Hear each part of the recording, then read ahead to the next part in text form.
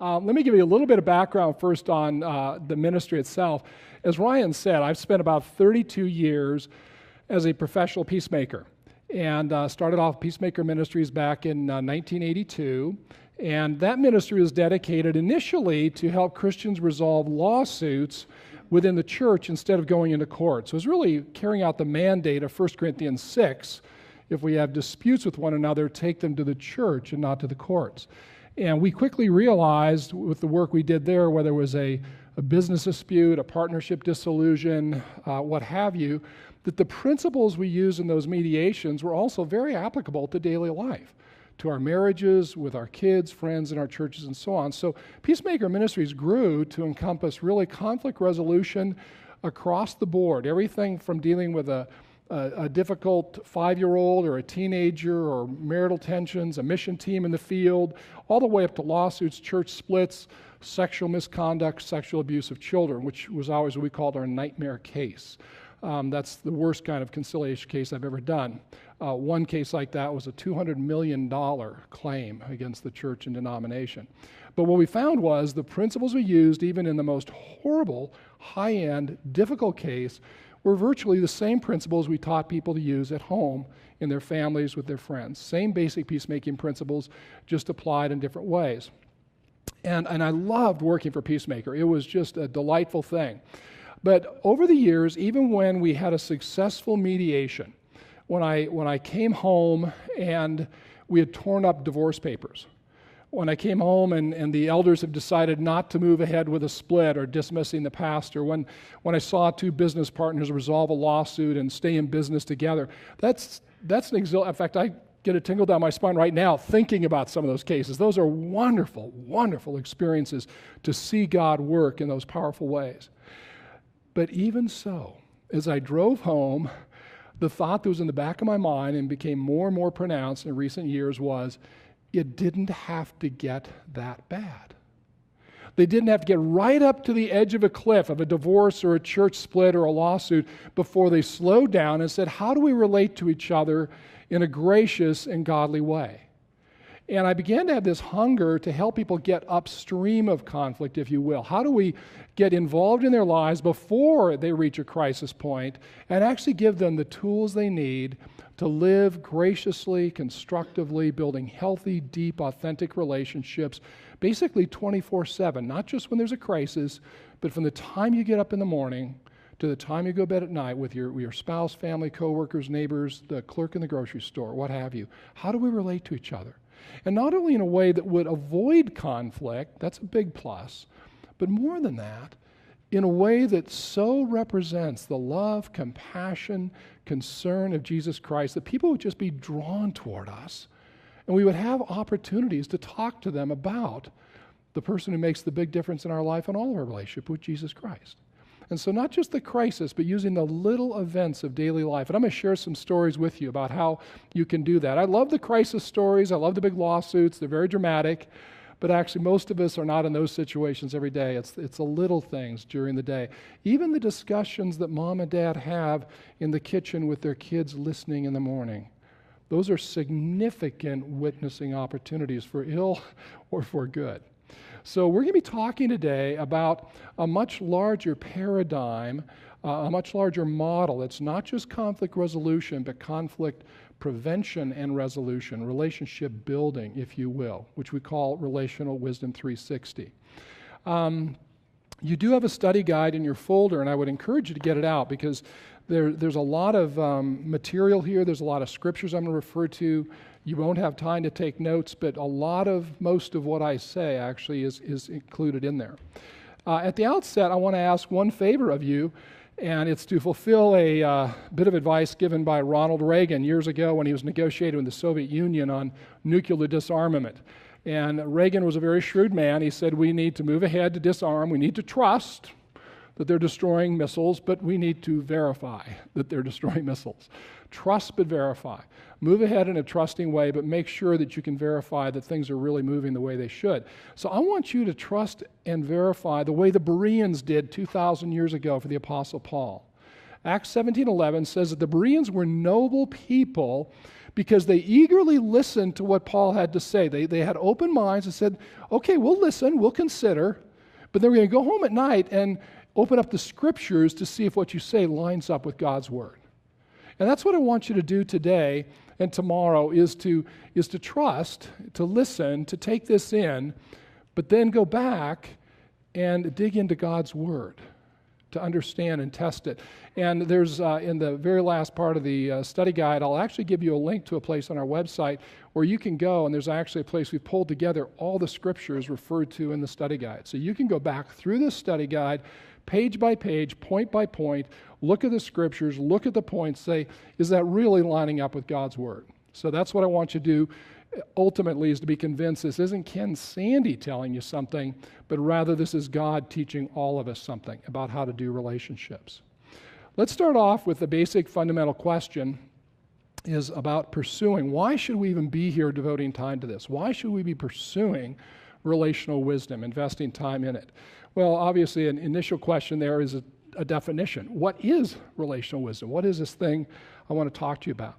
Relational wisdom, in essence, in its simplest form, is the ability to love God with all your heart and to love your neighbor as yourself, just as Jesus Christ loved us. It's living out the two great commandments as they were supercharged by Jesus Christ in his ministry. The two commandments God gave to us in the Old Testament, and they were wonderful, powerful guidance for life. But when Jesus came, he supercharged them. He repeated them in a sense. And in John 13:34, he says, a new commandment I give you, love one another. And you think, well, hold on, that's not a new commandment. We had that one thousands of years ago. And what he does is, he adds something. He says, just as I loved you.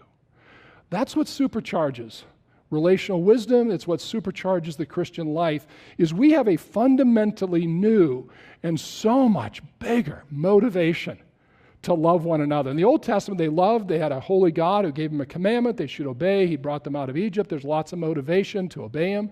But now we have the Son of God who has entered into our lives, broken into history, lived a perfect life, died on the cross on our behalf, demonstrating the extent of real love. And now he says, you love the same way. Wow.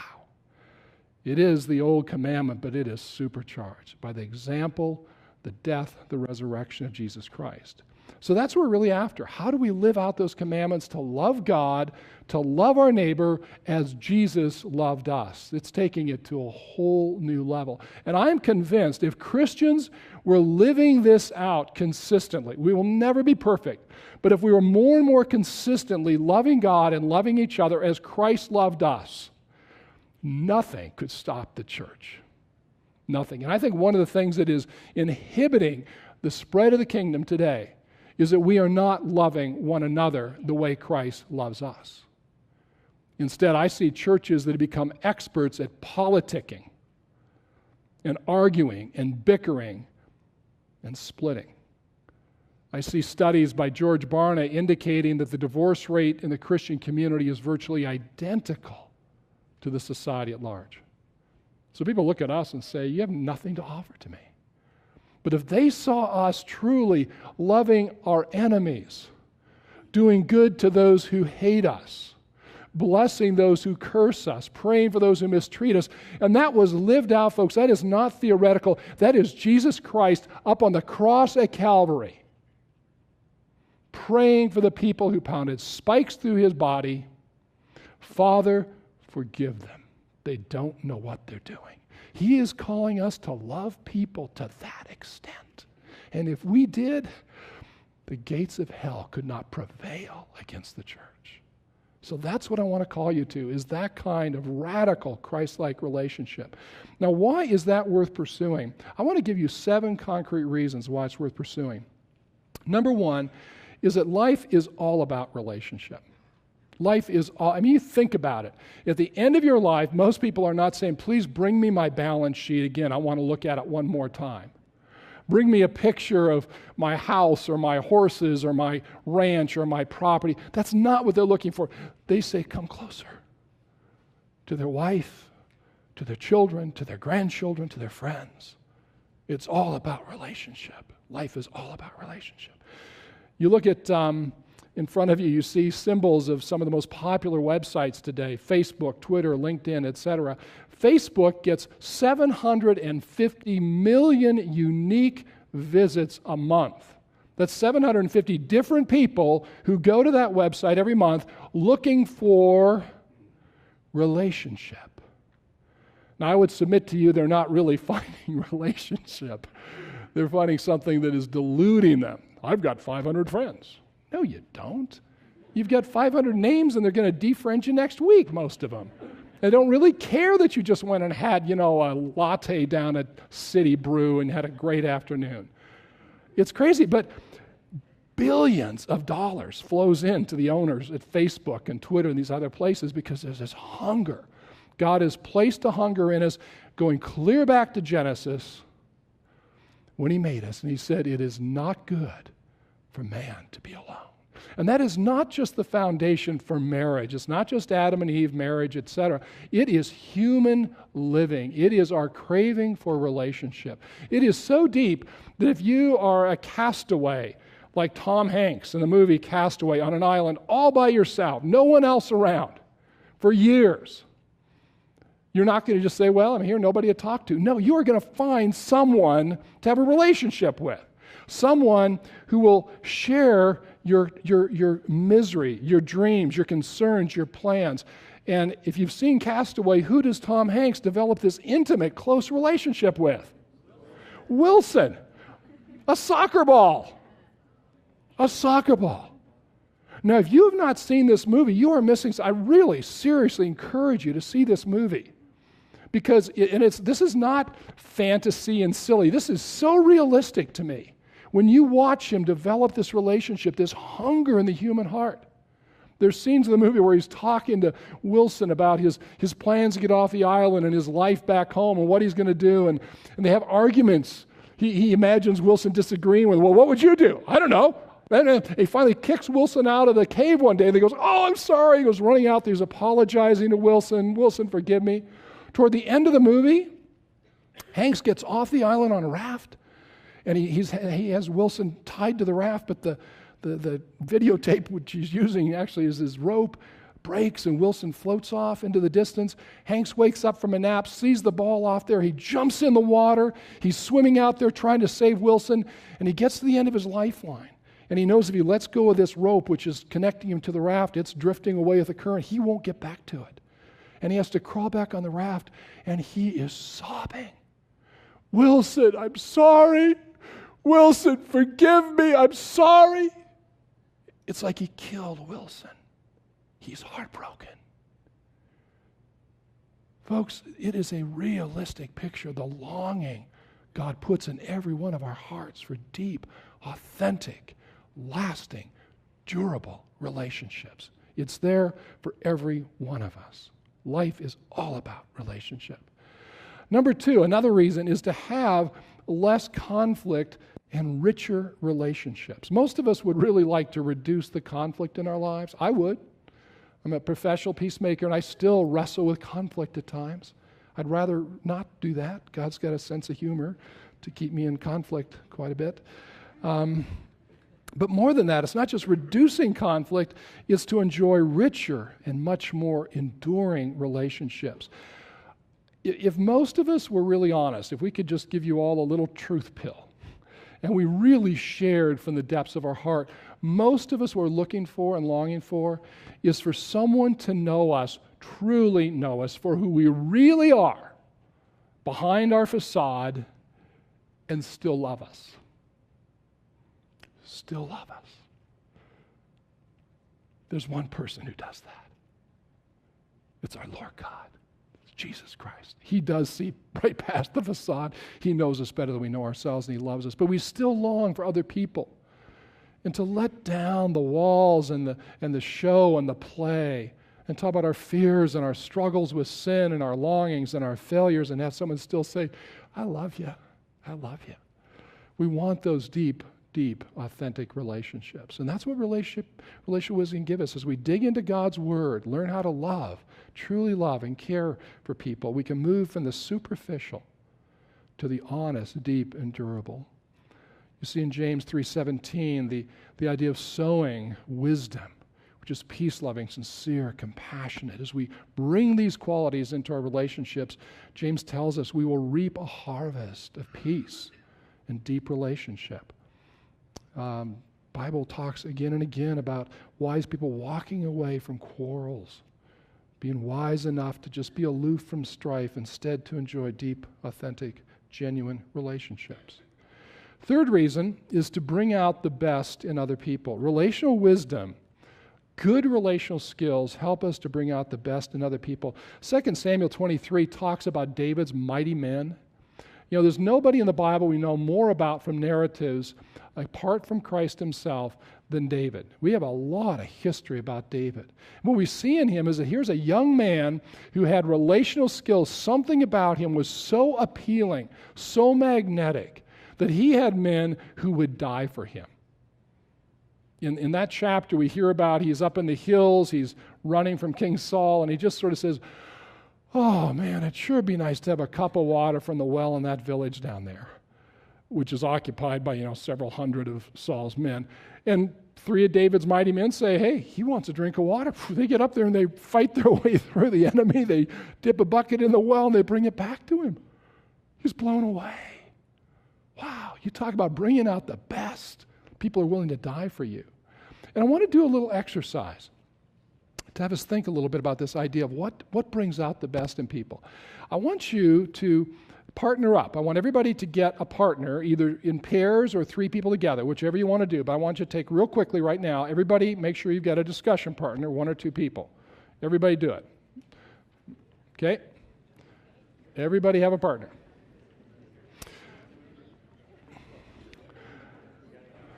Okay, now here's what you're going to do. I want you to think of a group setting that you've been part of where you needed to accomplish some specific goals. This isn't just a dinner at your house, just having a relaxing time and enjoying each other. This is a time where you've got something you've got to do. Maybe it's a mission trip, maybe it's establishing a new youth ministry, maybe it's in the workplace. I don't care, but you're there for a specific purpose. You've got to produce some results. Now I want you to think of a person that you've worked with in that kind of a setting who brought out the best in people, who was part of that group, and man, you just loved having that person there because they just brought out the best. They were fun to work with, they were pleasant, they helped people to really use their gifts and talents, they got people creative and motivated. So think of a person who fits that description. Now picture that person in action. Just try to, if you can recall a meeting or a time where that person was really doing what he or she does best, just try to think of that person and then try to come up with 2 or 3, maybe 4 adjectives that describe that person in action. Describe that person in action. Patient, witty, whatever it is. And I want you to write them down in your study guide real quickly and quickly share them with each other. Let me give you about 2 or 3 minutes here to do this. I want you to share them with each other and write them down in your study guide in the left-hand columns. Okay, now what I want to do is have us just, as a group, share some of these words. Let's just do like popcorn. You can just speak it out loud, but loud enough so people can hear. I might repeat it a little bit so we can get it. But what are some of the adjectives you've written down? Positive. Enthusiastic, compassionate. Good listener. Engaging? Pardon me? Caring? Humble? Gracious? Collaborative? Cooperative? Understanding? Goal-oriented? Calm? Authentic? What's it? Truthful. Okay, honest, truthful. Transparent? Joyful? Okay, that's good. Now, what I want to do is develop a second list. I want you to think of a group setting where you had some particular goal you had to accomplish. But in this case, think of a man or a woman who really brought out the worst in people. Now, you can't name names. Okay, don't identify this person. You can't say, well, it's Jim No Name or No Name Nelson. No names. Describe 2, 3, 4 adjectives that describe that person in action. Write those down and share them with one another. Okay, let's share those terms as well. What are some of the adjectives describing the person that brought out the worst? Complainer. Arrogant. Loud. Controlling. Demeaning. Blaming. Know-it-all. Confrontational. Overcritical. Accusatory. Defensive. Insecure. What's that? Bitter. Okay. Pardon me? Indecisive. Pessimistic. Unprincipled. Disagreeable. Aggressive. Okay. I'm sure you've got some other ones there. Now, you'll see on this chart, there's a quote. It was the best of times, it was the worst of times. It was a time of wisdom, it was a time of foolishness. That's from Charles Dickens' wonderful book, A Tale of Two Cities. And there's this clear correlation that Dickens got that the best of times are times when wisdom is leading us. And the worst of times are the times when foolishness is leading us. And the lists that you've described really depict what is the wise person. Humble, gracious, caring. What is the foolish person? Defensive, arrogant, critical, etc. Now here's what's interesting about the list that you've given me. Apart from perhaps there was 1 or 2 phrases, I forget what they were, indecisive, some things that had a little bit more to do with management type of issues. Most of the words you gave, 90% easily, were character terms. They weren't describing the things you would put on a resume. You don't put on your resume, I'm a caring, compassionate, kind, humble, thoughtful person. Oh, wow, let's hire this guy. What you put on the resume is, I got this degree with this GPA and these certifications and this IQ test, etc. The things that we often think are valuable, whether we're hiring people or in a group setting, especially, you'll notice, I didn't say this is just a party time who's fun, but actually who actually helps you achieve a purpose. Even when you're looking at achieving a purpose, the qualities you all identified were not their expertise, their education, their leadership skills. It was how they relate to other people. That is what brings out the best or brings out the worst. Relationship. In fact, I would go so far, our next point here is relationship usually trumps expertise. It actually trumps expertise. And I'm talking about largely here, let's talk about a work setting. Let's talk about a work setting where traditionally employers, when they're hiring somebody and they're looking at their resume, they're going to look at things that are traditionally called hard skills. Hard skills have to do with things like you'd find on a resume. You might see IQ on there, you might see some academic tests, you'd see degrees, you might see GPAs if they're impressive, certifications, experience. All these things say, man, this person really knows how to do chemistry or accounting or truck driving or hairdressing, really has expertise in this area. And companies would hire people based on that criteria, and they'd find out, even though they had impressive resumes and impressive lists of hard skills, they really weren't very good employees.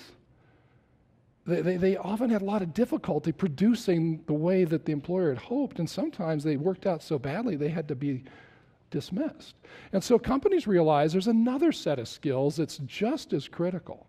And this was called soft skills. These are the relational skills, the things that you just described in the first part of that exercise. How we get along with other people, how we communicate, listen, care, discern, have empathy, how we resolve conflict, how we work together as a team. Those are all what HR human resources people in corporate America now call soft skills, our relational abilities. Now, there's one thing wrong with the formula in front of you. I've got it up there, and sort of the typical thinking is you look at the hard skills and you add in the soft skills, and those two together create the value to the group. And that's actually not true. There's one thing wrong with that formula. The operand is wrong. It's not a plus sign. I believe it's a multiplication sign. And here's why. If you have really good hard skills and disastrous soft skills, I don't think you're just half as valuable as you might be. I think you may have zero value. 100 times 0 is 0. 100 plus 0 is 100. But 100 times 0 is 0. The most difficult person I've ever worked with in my life had the most impressive hard skills. A resume that blew you away. And yet this individual's soft skills, his people skills, were so disastrous, I eventually had to let him go. Hard skills times soft skills. Because let me give you a practical example. The person with good soft skills may not be a genius, may not have a PhD, may not have a master's degree, but they just bring out the best in other people. When you have a team meeting, you're planning a project, the person with high soft skills is not there to impress everybody, to dominate the conversation, to make himself look good. He's there saying, hey, Cindy, you're pretty good at this thing. What do you think here? Or Bob, you've had some experience here. What do you think? Oh, that was a good idea. And that sort of ties into this. They're people who are bringing out the best in others. They're seeing the strengths and the virtues and the experience in others, and they're bringing it out without drawing attention themselves. They may throw out an idea here or there, but they're not trying to impress people with it. They're just adding their contribution. And folks, there are people out there like that. They may not have impressive resumes and hard skills, but they're so good at relating to other people that you don't want to start a meeting without them. If you start the meeting, you notice they're not there, say, hold it. Where's Cindy? We need to get her in here. She always makes our meetings more productive. These relational skills are so significant. Basically, soft skills can magnify or diminish the value not only of our own hard skills, but the hard skills of everyone else. Practical illustration. You've got some kind of an organization, a work team in a business. New guy comes onto the team. He's in a team meeting the first time. He's actually pretty bright, pretty creative, and he throws out an idea on some issue. And maybe there's an old timer there that's a little bit insecure and proud and arrogant, doesn't want anybody sort of threatening his position of being the dominant force. And he just immediately says, well, that's the stupidest thing I've ever heard. Boom. That new guy has been squashed. You think he's going to open his mouth in the next meeting, throw out an idea? He's going to be cautious, he's going to be careful, he's going to be quiet. And you've lost the value of that creative, dynamic young person. So we can actually diminish the value of other people too, or we can magnify it, depending on which kind of skills we have. Proverbs 22:11 talks about this. It says, he who loves purity of heart and whose speech is gracious will have the king for his friend. In modern language, it's this: he who's got good motives, who is there to serve his employer and his fellow employees, who knows how to communicate in respectful and gracious ways, will have the division vice president for his friend. He'll be valued by the people over him because he's contributing to the productivity of that team. Now, I want to illustrate the value of soft skills, how they can actually completely eclipse hard skills.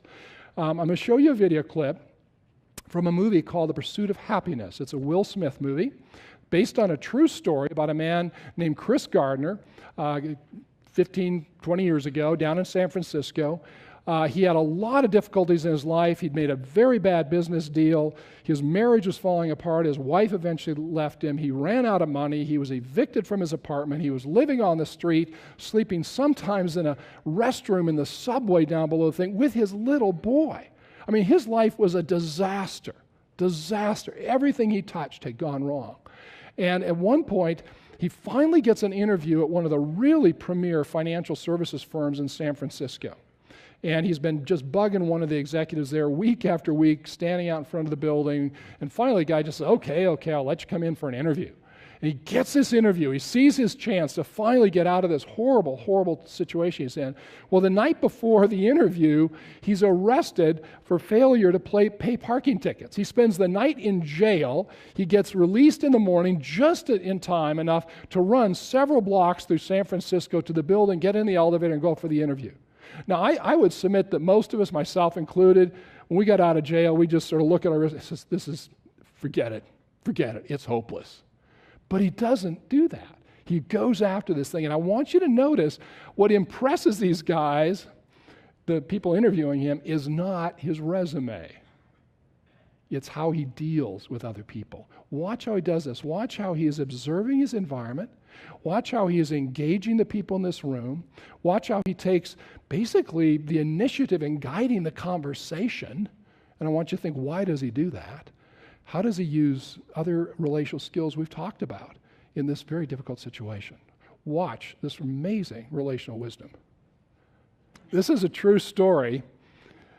He goes on to get the job. In fact, the next part of the movie, he's standing at the elevator and his sponsor walks up to him from behind and says, "Chris, I don't know how you did it, but you got the job." And Will Smith says, "Oh, great. I'll let you know in the morning." You know, he just, there's something that is so winsome about him. So winsome. Now, as he's walking through the outer room in there, in fact, let's back all the way up. He's out in the outer room just trying to collect some self-control. Emotionally, he just must be in turmoil. That's a huge part of relational wisdom, is how do we learn to monitor our emotions and control them so they are not ruling us? And he's out there trying to get control of his emotions. He walks through that room. What's he doing as he walks through the outer room? What's he doing? He's looking around. Why is he looking around?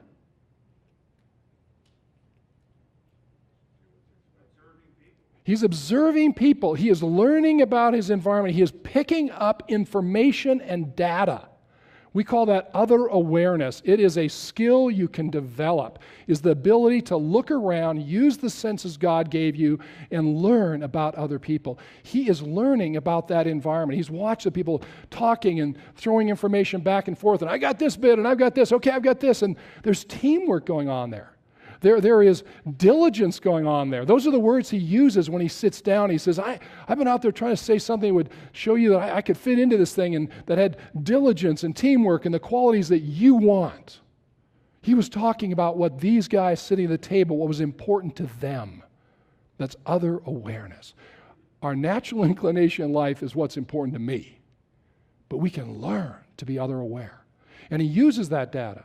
As he walks into the room, if you watch that clip carefully, by the way, it's on our website. All these videos are on our website. You can go back and look at them again and again and again. As he walks into the room, he turns to the secretary who walked him in there and thanks her. That's pretty amazing. We call that other engagement, treating people in a gracious way. That always impresses me. He could be just totally focused on the four guys there, but he talks to her, thank you. She smiles at him. What do you think's going through her mind? Man, this guy's toast. He'll be out of here in about 10 seconds, you know. But then he stands up real tall and he walks across the room a little faster than normal. He doesn't just casually come in. He realizes he is starting with a huge deficit. He is already like 100 points in the hole. These guys just want to get rid of him as quickly as they can, and he has got to overcompensate. So he stands up tall. He moves toward them aggressively. He takes their hands. He's shaking their hands just like everything's okay. And he doesn't wait for them to guide the conversation. Because he knows, human nature being what it is, they've seen his appearance, they've made their judgment, they just want to get him out of there. And he takes control of the conversation. I've been sitting out there waiting, trying to think of some way to explain being here like this, and I wanted to do this diligence in there. And he's grabbing their attention, and he's basically, they were probably ready just to say goodbye, and they're sort of taking that decision and go, well, hold on here a minute, let's talk with this guy. And he engages them. And one of the first things he shows them, one of the most important relational skills we can ever have, is honesty.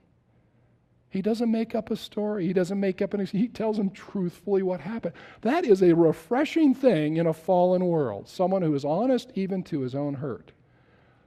And then he engages them.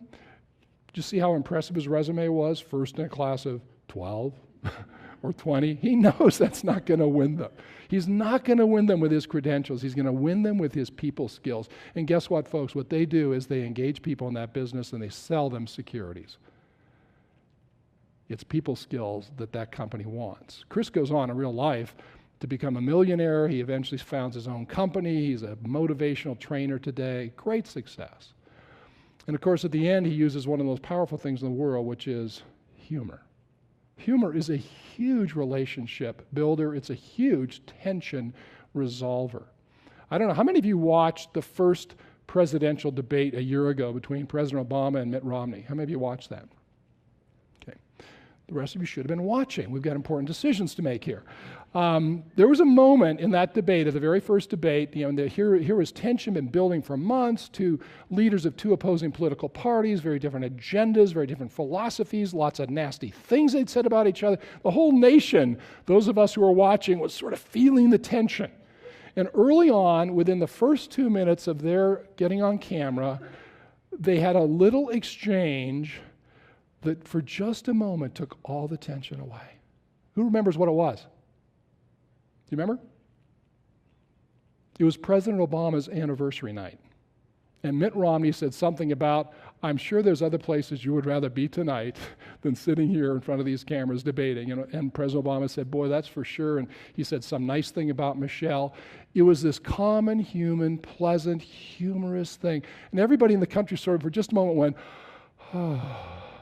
And then the debate started, and we went in different directions. But humor is incredibly powerful. I've been in mediations where things are just about to fall apart. The tension was so thick, they were about to walk out of the room. Someone had the humor to just make some humorous comment, and everybody just sort of relaxed a little bit. So the point here is these relational skills, honesty, humor, insight, observation, other awareness, other engagement, these are the things that are in most settings more important than what's on your resume. Now, I'm not saying for the students, I think this is the student body up here, that you don't study hard and get good grades. What I found is it's your good grades that get you the interview, and it's your relational skills that get you the job. It's your good grades and your resume that get you the interview, and it's your relational skills that get you the job in many cases. So get the good grades, but build those relational skills too. Two more quick things, or three more. Another reason to pursue relational wisdom is to be blessed by God. To be blessed by God. He promises. Proverbs talks about 4 types of people. Proverbs 122 says, how long, O simple ones, will you love being simple? How long will scoffers delight in their scoffing and fools hate knowledge? The simple, the scoffer, the fool. The simple is the person who requires knowledge. He just hasn't been taught. And there's some hope for him. If you just get some good teaching, he may respond. The scoffer resists and says, I don't need that. I know what I'm doing. The sort of just, scoffs at, resists it. But if you approach him and keep working with him, you may win him over. The fool rejects knowledge. I am not going to listen to you. I know it all. I've got my mind made up, and he's going to reject you. And that is a person who's in big trouble. The whole book of Proverbs contrasts the wise person and the fool. But Proverbs 3:13 has the promise for the wise person, the one who receives instruction, who receives wisdom. And it says in Proverbs 3:13, blessed is the one who finds wisdom. Long life is in her right hand. In her left hand are riches and honor. All her paths are peace. She is a tree of life to those who lay hold of her. Those who hold her fast are called blessed. God's promise of blessing. It's better than the lottery.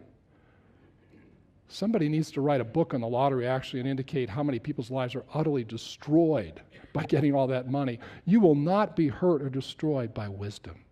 You will be blessed. In many cases, even financially, wise people generally do better in their careers, their vocations. Not always, but generally do, but especially in their relationships. What do you want to be? Simple, scoffer, fool, or a wise person? I know which one I want to be. 6th reason is to be more like Jesus. Jesus was an incredibly highly relational people. He lived in a culture where even the semi-decent common people wouldn't approach a rabbi. Oh, he's too good for me. He's too big for me. And certainly the prostitutes and the Samaritans and the outcasts, they wouldn't even come into the same town. They would fear being just being looked down and rejected. They knew if they approached a rabbi, they would be pushed away. And that there was something about Jesus, something. And now obviously divine nature plays a big role, but in his human nature, he was compassionate, kind, accepting, caring, discerning. You read the story about his encounter with a Samaritan woman. Here is a total social outcast. 4 husbands, rejected by the village, comes to the well in the middle of the day when none of the other women are there because it's so hot. She doesn't want to be scorned and put down and sneered at by them. She comes and she sees a Jewish man. He's a rabbi to boot, and normally she would just back off. There's something about Jesus. He draws her in. He is this incredibly relational person. Read the Gospels, see how he related to people, see his other awareness, his other engagement, how he engaged people. See his God awareness. He knew who God was. He worshiped and was faithful. He always did the will of his Father. All these qualities just drew people to him. And he calls us to imitate him. Ephesians 5:1 said, be imitators of God. Be imitators of Jesus. And the more you do this, the more you can become like him and receive the blessing of being like Christ. And finally, the last one is to have more of God. There are so many scriptures that promise us that as we respond faithfully to what God teaches, if we take a little bit of wisdom and insight and we steward it well, like the parable of the talents, I give you these talents and you invest them well and come back with a good return, I'll give you more. And Jesus is even more explicit on this. In John 14, he said, he who has my commands and obeys them, he is the one who loves me. And he who loves me, I will love him, and I will come to him, and my Father will come to him, and we'll make our home in him. Wow. Wow. He says, take seriously what I teach you. Live it out. And I will come and not just stand in the front hallway of your home. I will fill the living room in your room. I will move into the kitchen of your room. I'll move into the bedrooms of your room. Every part of your life will be filled by me. You will have more of me. And that is the ultimate goal, because that is really our eternal goal, enjoying God forever. And we can enjoy him in this life. So these are just a few of the reasons that we can pursue relational wisdom. The benefits are incredible. And what we're going to be doing today and tomorrow is looking at practical ways to take the wisdom of Christ, the wisdom of Scripture, and weave it into our lives in such a way that we would be more like Christ, that we would have the character of Christ, the relational skills of Christ moving out. And I know every one of you in this room, one of the things that drives you in ministry, you wouldn't be here, is a love for God, a desire to know him better, and a love for other people, to serve not only your flocks, those who you're already under your care, but those in your communities that don't know God yet. How do we love them, reach out to them, and bring them in to relationship with Jesus Christ?